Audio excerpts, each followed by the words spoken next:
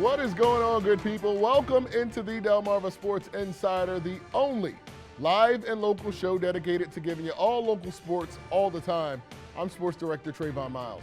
And I'm Brandon Bossert. Welcome on into the show. We've got 30 minutes of jam-packed action for you tonight. Yeah, that's right, Brandon. I'm back after my excursion to the Welcome NFL back, draft Trey. We in missed Cleveland. Thank you, and I'm coming back with plenty to discuss. That's right, Trey. Spring sports heating up Salisbury lacrosse in the conversation for some hardware. The Shorebirds, they're back at the stadium here in Salisbury, and we have to start with Maryland, where we finally have spring sports to talk about. Yeah, finally. That's exactly right, Brandon. It's been over 700 days since we've seen spring sports in the state of Maryland. Last March, the pandemic initially was sold to us as a short 2-week break before we would all head back and begin the spring season, right?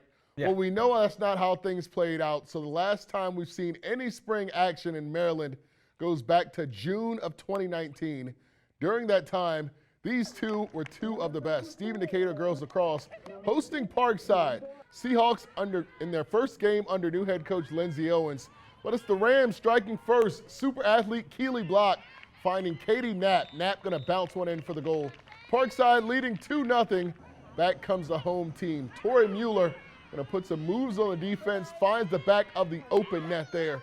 Decatur taking a lead with a 3-0 run, Then getting it done on the defensive end. Jess Beck there with one of her many saves on the day. Now, just before the half, free position attempt is good by Reagan Becker. So we're headed to the break, tied at 3. That's right. Second half now, Decatur pulling away. Britt Leonard coming from X and gets it past the keeper. Then it's Sage Figs getting it in front of the cage. She floats it into the goal there. Hawks led by 2 with 4 minutes to play, but the Rams not going away. Becker going around the defense, fires it to the back of the net right here. Parkside ties it up with under 2 minutes to play. Decatur wins the faceoff, holding for the last shot. Sadie Kaufman gets it in front of the net and fires it to take the lead with 30 seconds to play. Decatur wins the ensuing faceoff, runs out the clock. Seahawks get their first win in the Lindsey Owens era, 7-6 over Parkside. I was like, okay, we got this. We got to hold it for at least a few minutes, and then we can take it to goal. We had like a minute left, and I knew we needed to score, so I just decided to go in and cut, and I scored. And Parkside's one of the biggest contenders that we're playing, and I felt like we needed this win to start off the season. Oh, the defense was great. We had so many caused turnovers by Juliana and Mallory and Megan. And the offense was doing a great job of holding the ball when they were able to take the pressure off of us, and that was great too. It was team effort. Well, Brandon, I can't lie. I knew this would be a great matchup immediately after seeing it on the schedule. The last time we saw these teams some 700 days ago, both of them very successful squads made nice playoff runs. After today's game, we can say that they are both still forces to be reckoned with. Amazing duel on night 1 of spring sports. Look, if that's what we have to look forward to, we better buckle up this spring season. Yeah, exactly. What a game we saw. We know how good Parkside is. They have great players on that team constantly, but Decatur played a phenomenal game today. One thing I want to note about this game was if you want to win a lacrosse game, it starts with the face-off. Not only did Decatur win the face-off in a tied game at 6, they then held the ball for the last shot. And then what did they do when they got the lead? Got it back. They won the face-off again, got it back, and they ended the game winning 7-6. That's how you win in lacrosse. Very impressive performance, especially this early on in the season by Decatur. Yeah. All right, we move on to Delaware now to high school baseball, the Route 9 rivalry. 12-2 Sussex Tech and 10-3 Sussex Central. Anthony Cannon going to shoot this one into center. That hits off the bottom of the wall. A run going to come in to score. Central goes up 1-0 in the 3rd inning, and the Knights looking for more right here. Chase Boyle at the dish now with a man at 3rd. Sends a high fly ball to center. Catch is made. Tagging up and scoring is Trey Morris. That made it 2-0. Few batters later, Brendan Anderson pops it up down the right field line. Here comes a great attempt right here, but Cannon comes in to score. Central added another run in the 4th to make it 4-0. Ravens make a comeback, 3 runs scoring off of errors. Jaron Sample sliding in after a wild pitch, goes to the backstop. Then Donovan Tallarico is going to glide home after the errant throw. Tech closes it to a 4-3 game. That's where it stood with 2 gone in the 7th. Brendan Anderson gets Jason Shockley to ground to Camden Keeler at third. He makes the play. Central takes this one. Great game out there in Georgetown. They take it 4-3. Yeah, I mean, we got things we can clean up, but that's why we're going to go to practice tomorrow, fix all the mistakes, and come back next game. It feels great. I mean, they're a great team, but I think we're a great team also, and we just need to wake people up, and they need to realize that. I mean, I think we can play with the best, and we're just here to prove that. CR girls soccer at Delmar yesterday. Delmar doing a wonderful job early playing defense. The Riders getting the ball in the zone. Shot is fired over the crossbar. A few minutes later, CR still controlling the ball. They get the shot off here. It's going to be saved by Wildcats keeper Kelly Davis. 12 minutes before the half is where the game changed. On the throw into the box, Delmar called for a handball.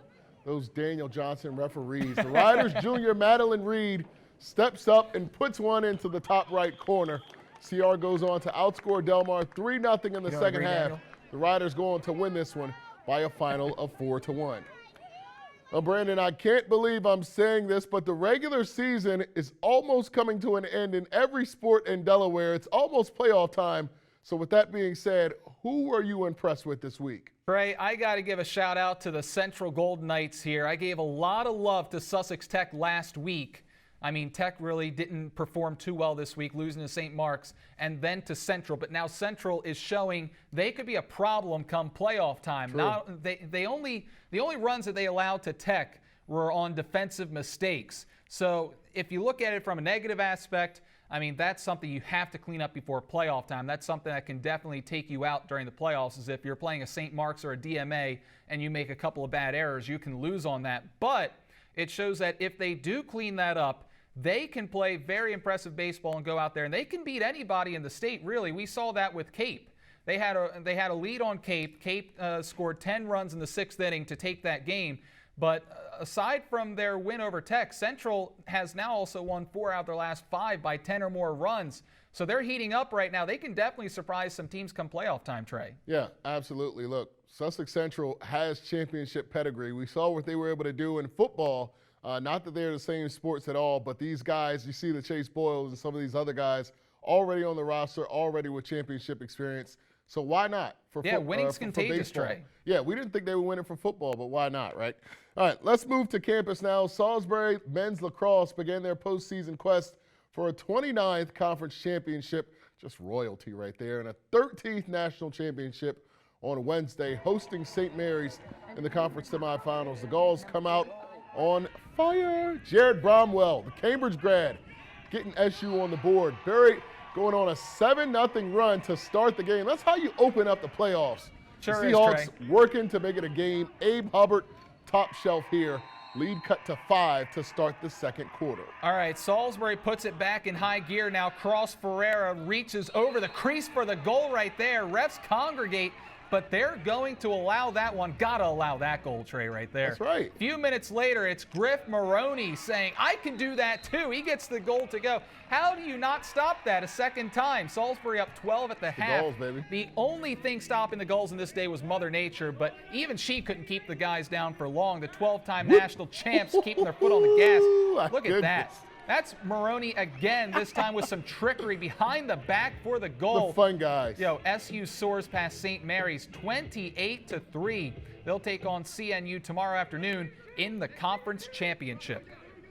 From the older guys, or the 5th year, the seniors, all the way down, there's a sense of urgency that we need to come out and dominate from the first whistle, and I thought we did a great job of that, and I definitely think that closeness, that bond that we have off the field really translates to on the field. When we're playing that well, we're clicking, and it's easy out there. So, as you mentioned, Brandon, also earlier this week, for the first time in over 600 days, the Delmarva Shorebirds returned to the field. A socially distanced crowd back at the ballpark, thousands of fans in attendance, happy to be back at Perdue Stadium. It's the first time the Shorebirds played since September of 2019. Although night number 1 was rained out, the Shorebirds did win this game in comeback fashion the following day. They came into tonight 2-1, 3 games through the young season. That's right. They're taking on the Salem Red Sox. The game was postponed, but single admission doubleheader tomorrow beginning at 5:05. Now, I want to talk a little more about this team. They're a lot of fun with a lot of talented players. Not so much on the pitching side this time. It's on the offensive side. They have first-round pick Jordan Westberg, 2 second-round picks, Gunnar Henderson at shortstop, and then Hudson Haskin.